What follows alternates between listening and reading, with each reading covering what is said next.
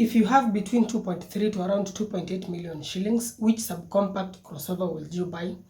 This is a seriously competitive segment that includes quite a significant number of crossovers from the Honda Vezel, Peugeot 2008, Mitsubishi RVR, Subaru XV, the premium Mazda CX-30, Nissan Dualis, etc. The list is endless, but the king of this segment is no doubt the Honda Vezel. People are really buying this car because of its efficiency, practicality, and looks. Now, that said, there is one particular subcompact crossover that is often overlooked, and this is the fourth generation Suzuki Vitara, which was in production from 2015 till present. And in today's episode, we are going to be comparing the king of the segment, Honda Vezel, versus this often overlooked Suzuki Vitara. Let's find out whether, like most people, you should just go for the Honda Vezel or alternatively seriously consider the Suzuki Vitara. And by the way, they cost roughly the same, so please stick around as we dissect these two crossovers. As always, if you find this content helpful, please do consider subscribing to the channel for more informative content on cars as well as bikes. Welcome to iCave Auto Reviews.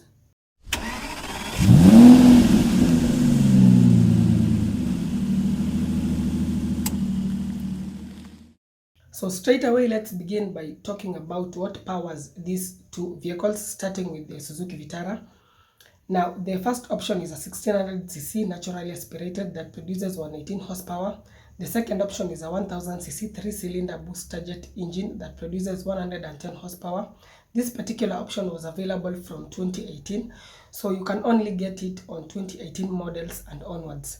Thirdly, there is a 1400cc 4-cylinder booster jet turbo which churns out 138 horsepower. This is in fact the most powerful option you can get in the Vitara.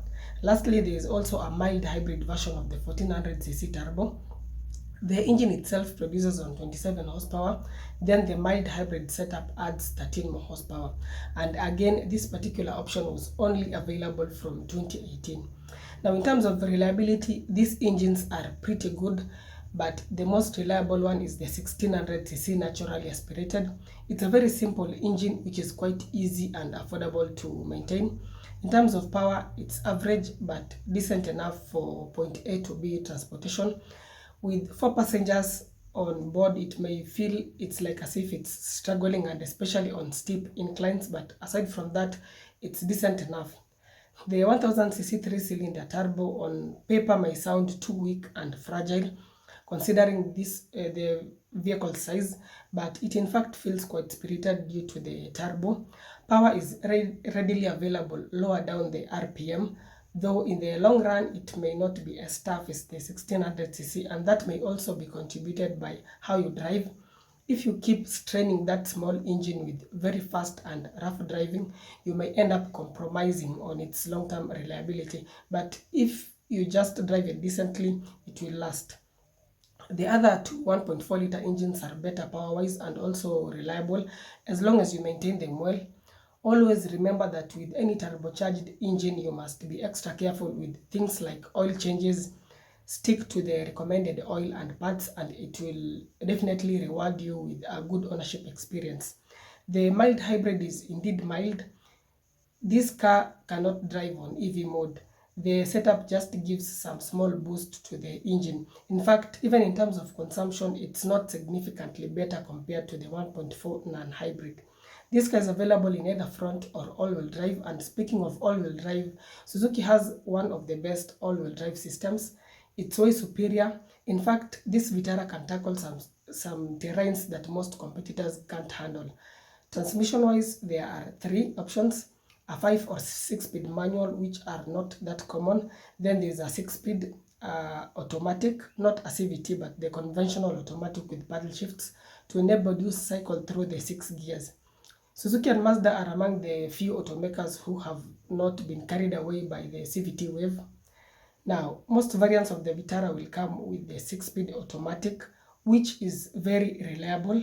The gear changes are smooth and predictable. What of efficiency? All these options are quite frugal. The 1.6 liter gives around 16 kilometers per liter, the 1.2 around 18 kilometers per liter, the 1.4 roughly between 14 to 17 kilometers per liter, and lastly the mild hybrid around 9 up to 19 kilometers per liter. So generally they are quite efficient, but always remember that efficiency will also depend on your driving style, the maintenance, and the amount of weight the vehicle is carrying. I should also mention that there's even a diesel option, but getting that locally is not easy. Moving on to the Honda Vezel, it's pretty simple. There are only two options, both being 1500cc, but one is available with a hybrid setup. The non-hybrid produces 131 horsepower, while the hybrid around 152 horsepower. It's the most powerful, yet also the most efficient. The non-hybrid comes coupled to a CVT gearbox, while the hybrid comes coupled to a DCT, dual clutch. Now, the most reliable option is the non-hybrid with a CVT gearbox. The hybrid is a bit of a different story. In fact, I did a video about the DCT issues in the hybrid. Not all hybrids have those DCT issues, but some in fact do, and it's not a small number. Actually, to simply put it, the reliability of that DCT is a hit or a miss. Some people have owned this hybrid for even 5 years without any issues, while others have had to change the DCT within less than 1 year of ownership. So I would advise that if you want absolute reliability, then just get the non-hybrid with the CVT. It's way more reliable. Something else that I would like to mention is that in terms of robustness and hardiness, the Vitara is better. Or let me put it this way, the Vezel is a bit of a slightly premium vehicle, but the Vitara is built for a bit of ruggedness. Its engines and transmissions are a bit tougher. For example, the 6-speed automatic in the Vitara is more tough and reliable compared to the DCT and CVT in the Honda Vezel. Even in terms of all-wheel drive, the all-grip system in the Vitara can handle tough terrains that the Vezel will struggle to handle. In fact, the all-wheel drive system in the Vezel is more about giving more traction and stability, but the one in the Vitara is more about tackling some rough terrains. As for efficiency, the 1.5 liter in the Vezel can return between 15 to around 18 kilometers per liter, while the hybrid between 20 to around 25 kilometers per liter. The fuel tank capacity in the Vitara is 47 liters, while the one in the Vezel is slightly smaller at 40 liters. As for the ground clearance, both crossovers are pretty good, measuring in at 185 millimeters, so you won't struggle to go over bumps or uneven road surfaces.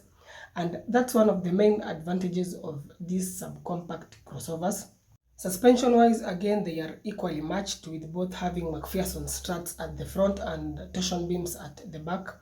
Though the tuning on the Vezel is a little better, it's a bit softer and more comfortable. Stopping power in both crossovers is made possible by ventilated discs at the front and solid discs at the back. Then the carb weight of the Vitara measures between 1075 to 1338 kgs, while that of the Vezel between 1180 to 1270 kgs. As for safety, again, both vehicles score quite well. They both have multiple airbags, though the Vitara has 7, which is one more than the Vezel. There's also ABS, EBD, brake assist, traction control, parking sensors, autonomous emergency braking, lane keeping assist, blind spot detection, and rear cross traffic alert. Most of these active safety features are standard, though there are a few that are optional depending on the trim level. The Vitara even adds a weaving alert that warns the driver if the car starts weaving at over 60 kilometers per hour. So generally, both crossovers are very safe. Now, what about their prices? They cost roughly the same. 2018 and 2019 models are currently going for anywhere between 2.3 to around 2.8 million, depending on the trim level and mileage. So which one offers better value? Let's first talk about their exterior and interior designs. Which one would you prefer in terms of the exterior design? Do let me know in the comment section. I would say the Suzuki Vitara looks a bit simple and basic, but in a good way. It's boxy, which means that it should theoretically have better interior space, but that's not the case. The Vezel is actually slightly more spacious. Now, there are other sporty variants of the Vitara that look quite nice with two-tone paintwork and a few sporty touches on the bumpers. The Vezel, on the other hand, looks a bit more sleek, elegant, and even sporty. And I suppose that's also one of the reasons why people like it. Moving on into the interior, there's no doubt that the Vezel has a better interior. It just feels better. The quality of materials is more premium compared to the hard plastics in the Vitara, though one can also argue that the hard plastics will last longer, and that's in fact a valid argument. Space-wise, both crossovers have good space at the front row, but at the back, the Honda Vezel seems to feel a bit more spacious, and it's more practical considering it has the magic seats, which can enable you to carry bulkier items. In fact, the Honda Vezel has a longer wheelbase, which definitely translates to better interior space. Their boots are decent enough. There's adequate space to carry around 2 suitcases and a few other smaller items. Now, quickly on to their pros and cons, beginning with the Suzuki Vitara. This crossover is very reliable. It has very good all-wheel drive credentials. It's more simple and affordable to maintain, has good resale value, good ground clearance, it's safe, it's hardy and robust. Its cons are few, just two. One is the low quality interior materials, which is a very minor con. Then secondly, it's not as spacious as the Vezel. Onto the Vezel, it's spacious and practical, it's efficient, has good resale value, good ground clearance, and it's reliable, but only the non-hybrid with the CVT gearbox. Onto its cons, its spare parts are a bit more expensive compared to those of the Suzuki Vitara, and secondly, the likelihood of DCT issues in the hybrid is there. You cannot be sure that it will be reliable in the long run. So to wrap up, which one between these two crossovers should you buy? Going straight to the point, I would recommend the Suzuki Vitara. Why? This crossover is very reliable, it's tough and robust, it has a very good all-wheel drive system, and it's affordable to maintain. So considering all the factors, it definitely offers better value. The Vezel is also a pretty good crossover, but if you prefer it, please get the non-hybrid and save yourself the chances of running into DCT issues in the hybrid. The Vitara is built more for utilitarian purposes, while the Vezel is more softer and a bit premium. Look at the tough powertrains in the Vitara, the hard interior plastics, the conventional handbrake, and tough off-roading credentials versus aspects in the Vezel such as the electronic parking brake, which is not as reliable as the conventional handbrake, the DCT, which can be a hit or a miss. Like, you now see some of the reasons why the Vitara is more of a tough and utilitarian crossover. I hope this has been helpful. Do let me know your thoughts in the comment section. Which one would you go for, or which one will you prefer between these two? Let me know in the comment section. And as always, before you make the final decision, it's always important to go and schedule a test drive on both cars to see which one appeals better to you. Thanks a lot for watching. If you have any inquiries, feel free to reach me via WhatsApp or email. Stay safe, ride and drive safe, but please, before you go, don't forget to hit that subscribe button. See you in the next one.